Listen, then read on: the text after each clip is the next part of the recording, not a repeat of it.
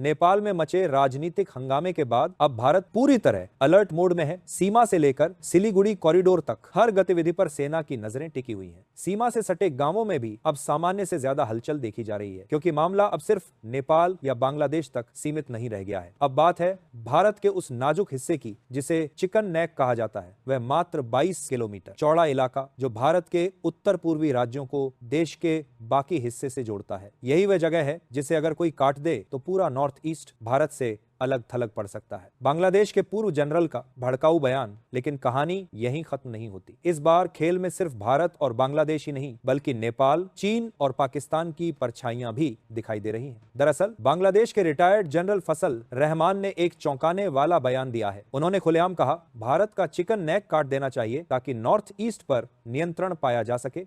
अब सोचिए, किसी देश का पूर्व जनरल अगर ऐसा बयान दे तो यह सिर्फ शब्द नहीं बल्कि एक सीधी धमकी मानी जाती है। दिलचस्प बात यह है कि फसल रहमान कोई आम व्यक्ति नहीं है। वे बांग्लादेश की अंतरिम सरकार के प्रमुख मोहम्मद यूनुस के सैन्य सलाहकारों में से एक रहे हैं। यानी यह बयान कहीं ना कहीं राजनीतिक मंशा से जुड़ा हुआ लगता है। भारत की सख्त प्रतिक्रिया, ओडाका की साजिश। भारत ने इस बयान पर कड़ी प्रतिक्रिया दी है। भारत की ओर से साफ चेतावनी दी गई, हमारे चिकन नेक की बात कर रहे हो? याद रखो, बांग्लादेश के पास दो चिकन नेक हैं और अगर वक्त आया तो उन्हें काटने में हमें देर नहीं लगेगी। भारत की इस सख्त प्रतिक्रिया ने ढाका के राजनीतिक गलियारों में हलचल मचा दी है, लेकिन इसके बाद जो हुआ उसने हालात और भी तनावपूर्ण बना दिए। जानकारी के मुताबिक बांग्लादेश अब नेपाल को भी इस पूरे भू राजनीतिक खेल में शामिल करने की कोशिश कर रहा है। कहा जा रहा है कि ढाका नेपाल को ट्रेड कनेक्टिविटी और एनर्जी सप्लाई जैसे प्रस्ताव देकर अपने पक्ष में लाने की कोशिश कर रहा है। बांग्लादेश का उद्देश्य साफ है, भारत को कूटनीतिक और भौगोलिक दोनों स्तरों पर घेरना। हालांकि नेपाल की सरकार यह भली भांति समझती है कि भारत के खिलाफ कोई भी गलत कदम उठाना उसके लिए राजनीतिक आत्मघात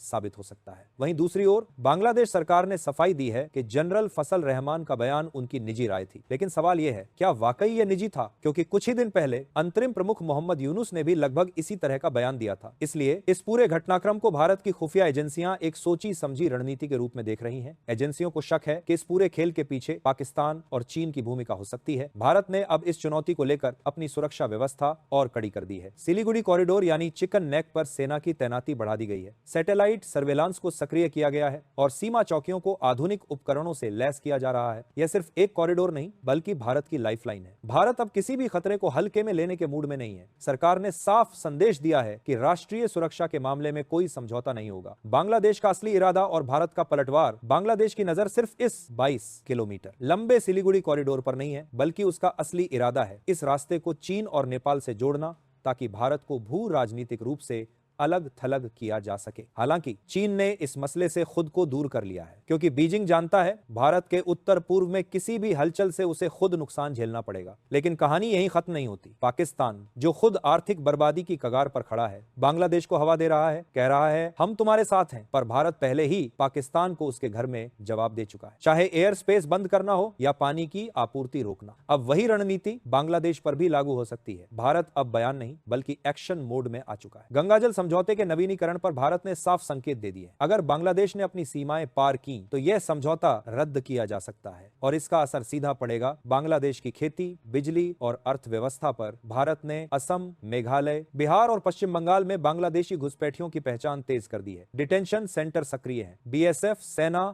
और इंटेलिजेंस एजेंसियां 24 घंटे अलर्ट मोड पर हैं। भारत का संदेश साफ है, जो सीमा लांघेगा वह अब बच नहीं पाएगा। कि अपनी कमजोरी अब जरा सोचिए, जब बांग्लादेश भारत के चिकन नेक की बात करता है तो क्या उसे अपने घर की भी खबर है? क्योंकि बांग्लादेश खुद दो चिकन नेक पर टिका हुआ देश है। पहला, रंगपुर डिवीजन, जो भारत के वेस्ट बंगाल और मेघालय के बीच स्थित है। सिर्फ 80 किलोमीटर चौड़ा ये इलाका अगर कट जाए तो बांग्लादेश दो हिस्सों में बंट जाएगा। दूसरा, छठगांव डिवीजन, जहां से बांग्लादेश का समुद्री व्यापार चलता है। यह इलाका मात्र 24 किलोमीटर चौड़ा है। अगर भारत ने इस हिस्से को ब्लॉक कर दिया तो बांग्लादेश का समुद्री रास्ता लगभग खत्म हो जाएगा। यानी जो देश खुद इतने कमजोर गलियारों पर टिका हो, वह भारत जैसे शक्तिशाली पड़ोसी को चुनौती दे रहा है। जबकि भारत की सैटेलाइट सर्विलांस, हवाई ताकत और बॉर्डर सुरक्षा दुनिया की सबसे तेज और सटीक मानी जाती है। भारत अब केवल डिफेंसिव नहीं बल्कि ऑफेंसिव रणनीति पर काम कर रहा है। असम से लेकर गुजरात तक सीमाएं मजबूत की जा रही हैं और नए कॉरिडोर तैयार किए जा रहे हैं, ताकि कोई देश भारत को ब्लॉक करने की सोच भी न सके। भारत ने म्यांमार के साथ कलादान मल्टी मॉडल प्रोजेक्ट पर भी रफ्तार बढ़ाई है, जो भारत को सीधे बंगाल की खाड़ी से जोड़ता है। यानी अगर बांग्लादेश चिकन नेक को ब्लॉक करने की कोशिश करे तो भारत के पास पहले से वैकल्पिक रास्ता मौजूद रहेगा। यही भारत की असली रणनीति है, डिप्लोमेसी और डिफेंस का संयोजन। अंतिम निष्कर्ष और अपील, बांग्लादेश को भी समझ आने लगा है कि भारत की खामोशी कमजोरी नहीं बल्कि तैयारी है। 1971 में बांग्लादेश को अस्तित्व भारत ने ही दिया था। भारत ने पाकिस्तान से लड़कर उसे आजादी दिलाई थी और आज वही देश भारत की पीठ में छुरा घोंपने की कोशिश कर रहा है। भारत अब डिप्लोमेटिक प्रेशर को हथियार की तरह इस्तेमाल कर रहा है। बांग्लादेश की अर्थव्यवस्था पहले ही डगमगा चुकी है, कपड़ा उद्योग गिरावट में है, विदेशी निवेश घट रहा है। अगर भारत ने गंगा जल समझौता रोक दिया तो सूखे के मौसम में ढाका की हालत और बिगड़ जाएगी। सीधा निष्कर्ष पर आते हुए तो सवाल यह है, जो देश खुद दो कमजोर गलियारों पर टिका है, क्या वह भारत के चिकन नेक को छूने की हिम्मत रखता है? कमेंट में बताइए। क्या